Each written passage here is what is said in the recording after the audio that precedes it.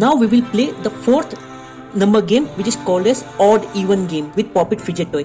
It's difficult to write it on this popit toy. Better to have pre-made alphabet and number popit. The link in the description.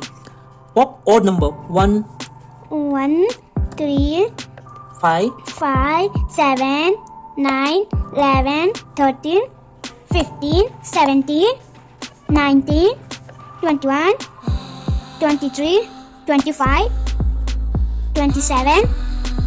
Now pop even number 2, 2, 4, 4, 6, 6, 8, 10, 12, 14, 16, 18, 20, 22, 24, 27. 6. 26. 27 is odd number and 28.